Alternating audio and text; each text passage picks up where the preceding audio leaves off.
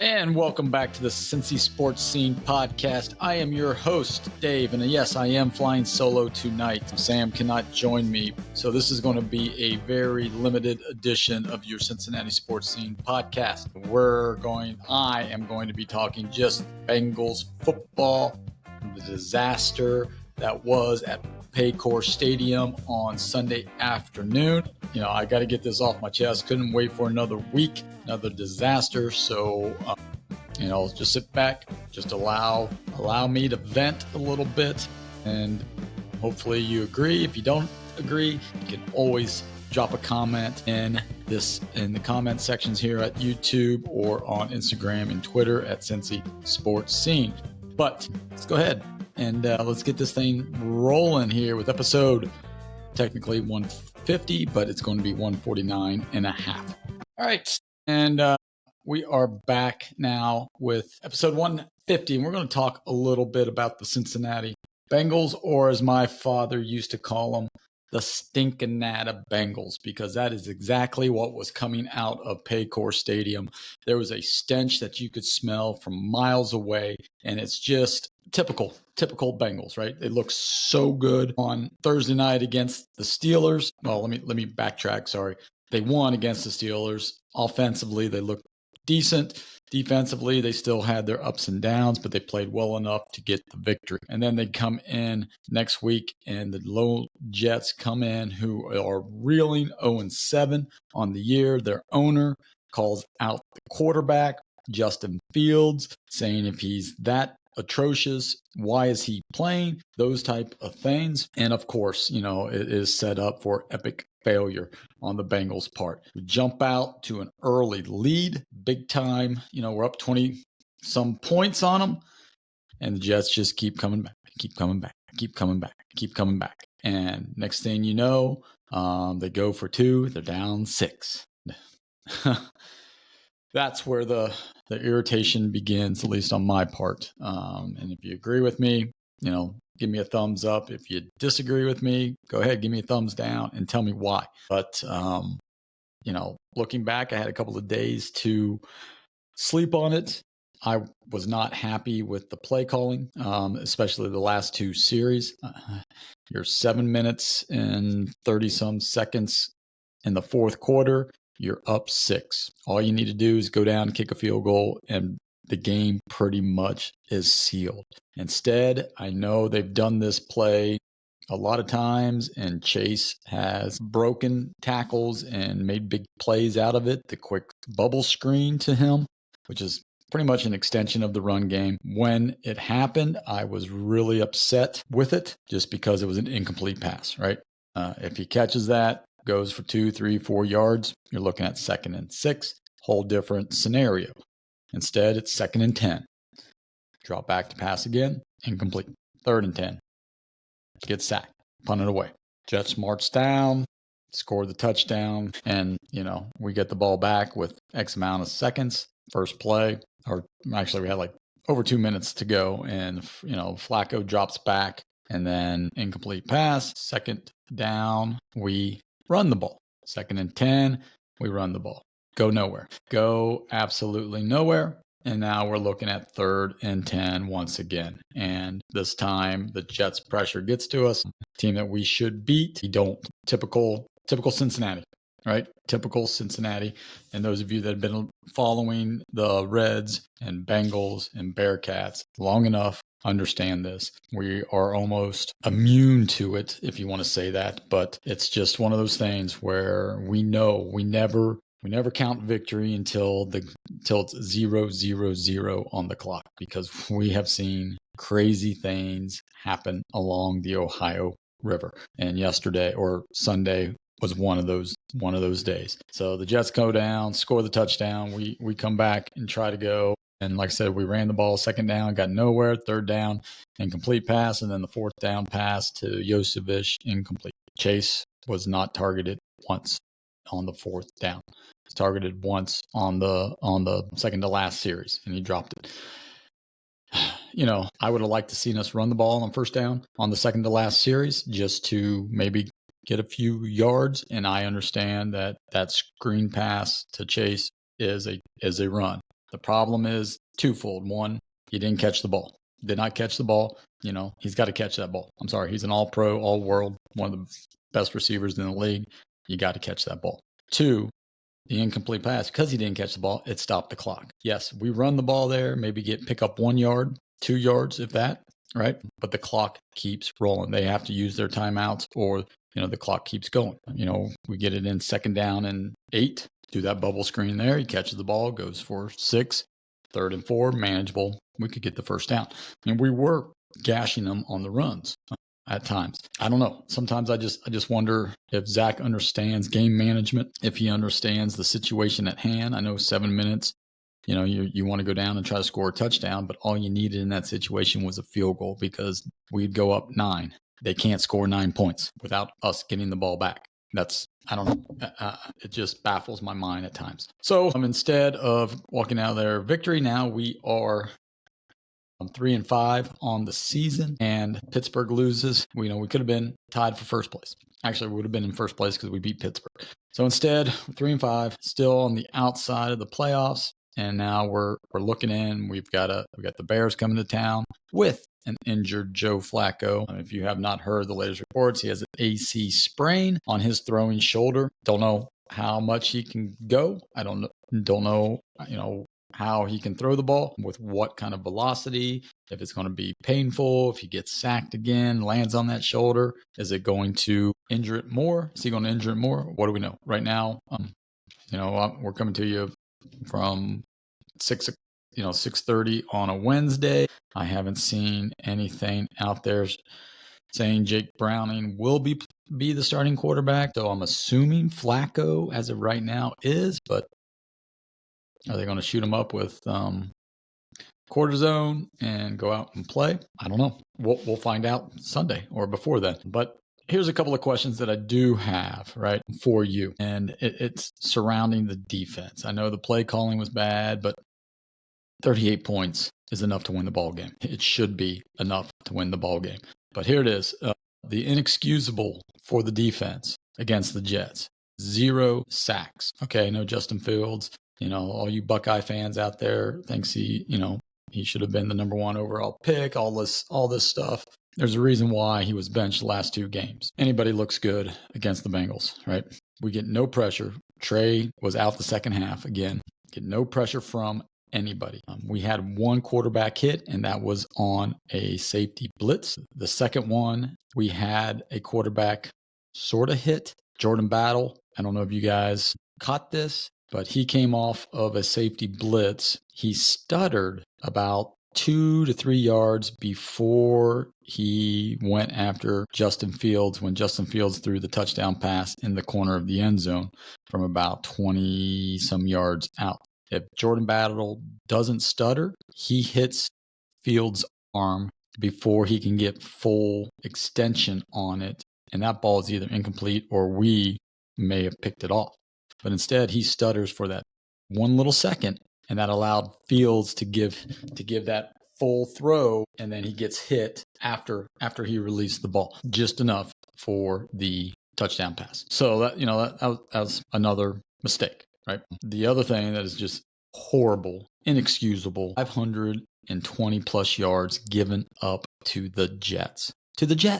They haven't scored. They haven't had 525 yards in 25 years on offense. We give up 525 yards in a game where the quarterback would have been benched if it was any other defense, because he was benched the last 2 times. Instead, we make people look like they are all pros. And the running game for the Jets, Bryce Hall was phenomenal. Give him kudos. He had rumors of being traded. He said, I can't control that. I'm going to go out and work my tail off. If they trade me, that's their loss. I'll play hard for another team, and when we play them, we'll just bust them.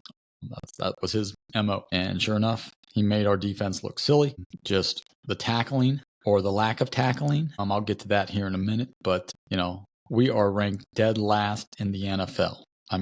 For defense. We are either second or first in all categories. And to blame, and I will be the first to say, yes, Lou Amarino, sorry, man. I blamed you. I was saying that, you were playing the veterans. You needed to play battle more. You needed to play these younger guys more. Well, I think, you know what you're doing. You've got the Colts sitting at 7-1. Your defense is ranked in the top 7 in the NFL. Kudos to you. It just shows you it doesn't matter the X's and O's. It matters the Jimmies and Joes, right? And you can be a great coach and you don't have the players. You're not a great coach anymore. It's not like you forgot how to coach. It's just we don't have talent.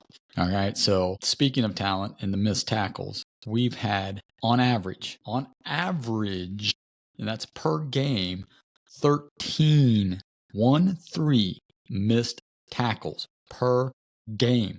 That is inexcusable for a professional football team. Inexcusable. I don't care. You guys are getting paid. You've been playing this game all your life. Freaking tackle somebody.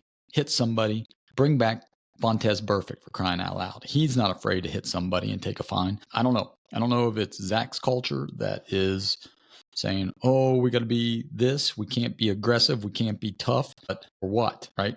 We've got to have this defensive mindset. And, on the flip side, the Bengals are always about the offense, right? I mean, we paid all our players on the offense. We talk about how great Joe Burrow, Chase Higgins, Chad Johnson, Carson Palmer, all these guys all through the history of the Bengals, offensive weapons. Our defense is always lacking, right? The 81 Super Bowl team was built around the offense. Defense was pretty good. I'll give you that. Defense was pretty good. 89 defense was solid with Crum Rye and, Fulcher on the back end. Fulcher wasn't afraid to hit anybody. He was coming over the middle. They're going to get hit and they're going to tackle. Eric Thomas, Lou Breeden, all these guys were good, right? But that 89 team was all about the offense. The Sugar Huddle, Boomer, Icky. Okay. So, the Bengals have always had this philosophy about we can score more points than you, and let's play that game. And, well, we played that game with Joe Burrow last year in this offense, and we went 9-8, didn't make the playoffs. This year, we ran it back, signed the guys. Duke Tobin at the Combine said, we're not going to pay the same money for the same team. Well, guess what, Duke? You did. You brought back the same players who are on decline. Geno Stone, you brought him back at a discount because he was willing to take a discount because he knew he wasn't going to get $5 million on the open market. So he said, hey, instead of paying me $8 million or $9 million, I'll take 5.2. How about that? Oh, okay, let's do that. That's a bargain for Geno Stone. And, well, no, it's not. But it goes to our drafting. It goes to our player development. We have to point a finger somewhere. So who's to blame? Is it Zac? Is it Al Golden? Is it Duke Tobin? Is it the Brown family? Combination of all? I think maybe. It probably is. If you think about it, it's probably a combination of all. Al Golden was supposed to come in and do wonders. He can only do so much, right? Because he's supposed to simplify the offense. That was the big thing on Lou. It's like he was too complicated. His defense was too complicated for the rookies to play. So they bring in Al Golden, who was in college, simplified it at Notre Dame. Their defense was phenomenal. And we get to the NFL and we just don't have the horses that Notre Dame has. Okay. But here's my question to you and out there in listening land. I want the answer. You can, drop it on the comments here on YouTube or, find us on Instagram or Twitter at CincySportScn and let me know. You can only fire one. Only one. Who are you firing? Zac or Duke? That's a good one, right? Who are you firing? Because who's to blame? Who are you putting the blame on? And who are you firing? Now, we all know that neither are getting fired during the season. There might be a change at the end of the year, depending on where we're at. Or will the Bengals just say, well, it was Joe Burrow's injury again is why we didn't make the playoffs. So we will run it back with the same crew, right? But maybe get rid of a special teams coordinator or maybe get rid of a secondary coach or something like that to appease the fans. Well, that's the problem, right? We here in the Midwest, we love our sports. We love our Bengals. We love our Reds, and we're passionate about it. That's why I'm so upset right now. That's why I'm coming to you solo because I need, needed to vent a little bit. But it's just one of those things that we are passionate about these teams. We want them to do well. We see the big P word, right? The potential that our franchises have. But then our front office and our owners are so tight with their money that they do not want to spend the money necessary to get the pieces around them. I mean, if you listen to John Gruden, he was so mad that the Bengals can't protect Burrow. Their defense, horrible. The Bengals will never pay a second contract to an offensive lineman in years, right? That might be the trivia question. Who was the last offensive lineman to get a second contract? There you go. If you know the answer, drop it down and in our comments here. Come back with it next week. It's just one of those things, right? Who's to blame? Who are you firing? And then after you fire him, what are the next steps? What are the next steps for this franchise to turn it around, to be competitive, to have a defense? I mean, I don't want to, yes, it would be great to have the number one defense along with the number one offense, but that's setting us up for failure because we'll be heartbroken in the Super Bowl or in the playoffs. We will. It's just the Bengals way, the Cincinnati curse, right? But if we have a top 15 defense, we're winning a lot of games. Instead, we have the bottom defense, and it shows that we can't win games. No matter how much talent we have on the offensive side of the ball, we struggle to win ball games when we're giving up more points than we score, right? That's obvious. It's bad. It's just really, really bad. A couple of you out there on Twitter, you've said your things and you've brought your takes and stuff, but it's just one of those things that people are frustrated. People understand the Bengals, how they're built, I guess. And I guess that's what's the frustrating part. It's like we all see it. We all see that you need a few pieces here. We need a shutdown corner. We need another complementary pass rusher to Trey. We need a run stuffer. Our linebackers need to be better. And Lord knows we're not. Here it is. 2 days ago, Jeremy Rausch from Fox 19 updating the Bengals numbers on defense. 31.6 points per game allowed. That's worst in the NFL. 107.9 yards, almost 408 yards per game. Worst in the NFL. 2 yards rushing. Worst in the NFL. Points, yards, and rushing yards. Worst in the NFL. How can you combat that? Because you think you can. We're not running for 153 yards a game. We're not beating that. We're not throwing more than 400 yards a game. We're not. Because our offensive line can't give Burrow or Flacco time. So I just don't know how you have it, right? Just don't know how you have it. And it's frustrating. And it's frustrating. Same thing with the Reds. Frustrating there. But it's another thing. Another time, another thing. So let me know who you got fired in the comments below, Zach or Duke. And I'll talk to you. We'll reveal that next week. But the next question that you have, the next steps after you fire one of them, do you blow it up? Do you blow everything up? Or do you say, you know what? We've got the offense. Let's blow up the defense. Let's trade because the trade deadline's coming up November 4th. Trade Trey, trade CTB if we can, trade Logan Wilson, trade whoever else. We can BJ Hill. Get a 6th round pick for all of them. Who cares, right? Get a 4th round pick for Trey and rebuild from the draft. Trade a couple of those picks, move up in the draft, get the best player available, defensive end. Well, I don't know. If we get somebody else making those picks besides Duke, we just need to be able to, do the things necessary, make the right picks. We have to hit on our draft picks. That's the other thing. We drafted, I think in the 3 years, half our draft picks were on the defensive side of the ball. The top 3 picks were on the defensive side of the ball. They're not producing. Miles Murphy, are you even in Cincinnati? Don't know. Haven't seen you. Haven't heard your name called in 3 years since draft night. Jamar, yeah, you got faked out. You went the wrong way. I know that was one time. Everybody says give him a break. You're in the NFL. You've played football all your life. You didn't even see the screen and you went the wrong way. 1st round pick, by the way. 1st round pick. CTB, 2nd round pick. Dax Hill, first round pick. Jordan Battle, second round pick or third round pick. Maybe even later, maybe fourth round. I can't remember exactly. But, I mean, we've had a lot. Logan Wilson, third round pick, I believe. Yeah, I don't know. It's the question. Do we want Duke running the draft board? I know he gets a lot of input from Zach, but do we want that? I mean, I will say on the offense side of the ball, he's hit more. And I think Mims is a good pick. I think he will turn into a very good pick. Jamar Chase, obviously, you had a choice between him and Penei Sewell, right? I think Penei Sewell, I mean, obviously turned in a great, but I don't know if he would have been developed here, because that seems to be our problem. We just cannot develop players. They're either naturally gifted, like Jamar, Joe, T. Higgins, but if you have to develop and coach them up, I'm not seeing any improvement at all on these guys. And some of them have been with us for 3+ years. They're naturally gifted, like Jamar. Yeah, just throw them the ball, right?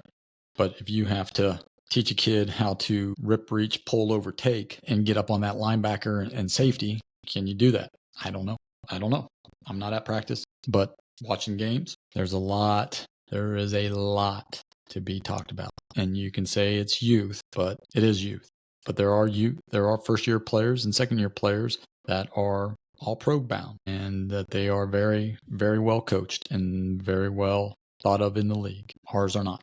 So I'll just leave it at that. I just, wanted to get off the chest there, that game. And I think you all deserve I think you all needed to hear where we stand on that, at least where I stood on the Bengals debacle. And I think most of us feel the same way, that was a game that we're going to look back on and we'll probably end up, 9-8 or 8-9 and miss the playoffs by, but then they'll point back to other games and say, well, it's a team game and we need to win more games and blah, blah, blah. Yes, they do. But next Sunday is another opportunity. The Bears coming down. The Bears are playing okay. It scares me, right? Caleb Williams running around, throwing the ball all over the place. We get no pass rush. Don't know. And Flacco's injured. Who knows, right? Bears brought in somebody today. People are trading. I mean, Steelers traded for safety. I don't know. There's people out there, whether we trade or not, but I think Christian Wilkins is sitting there as a free agent. Bring him in. Defensive tackle, run stopper. Let's do it. What do we have to lose? More games? Yeah. Okay. All right. Enough of that. We will be talking about FC's victory next week over Columbus, game 1. We'll probably be bringing you game 2. And then the Bearcats did defeat Baylor at homecoming, moved up to 17th. Are we talking playoffs yet? Let's hope. Let's hope so. And then they're at Utah this Saturday night. ESPN's Game Day will be on campus. So hey, shout out to the Bearcats for making that happen. And then we'll also rank the college football coaching positions that are open. We'll rank them and we'll give our best guess as to who might be the next coach on those programs and on the hot seat, because some of those programs are a lot more impatient than we are here as fans of the Bengals, because we would all want everybody fired. The Browns, well, we'll just wait. LSU, see ya, Brian Kelly. We owe you $54 million. We don't care. You're not giving us victories. Gone. We need those type of owners here in Cincinnati. So with that, do me a favor, hit that like and subscribe button. Give us a thumbs up and let us know what you're beefing about with our Cincinnati programs, whether it's the Bengals, the Reds, the Bearcats, or even the Muskies. I know we haven't talked a whole lot about the Muskies. Basketball season is coming up here November 4th, 5th. The games are rolling in. So we'll be bringing you some highlights and stuff of that. But until then, next week, Sam should be back. And like I said, we'll talk about the Bengals game against the Bears, FC's update, UC's game against Utah. And then we'll have our trivia segment still. And then if there's time allowed, we will do our Mount Rushmore of last names with Johnson, Jackson, and Jefferson. So please hit that like and subscribe, leave a comment, especially who you would want fired. You can only get one. You can't have both. So don't put both in the comment section, Zach or Duke, and why. All right. Thanks for listening. You can find us on YouTube and all your podcasting platforms, Apple, Spotify, you name it, we are there. Till next week, everybody, take care.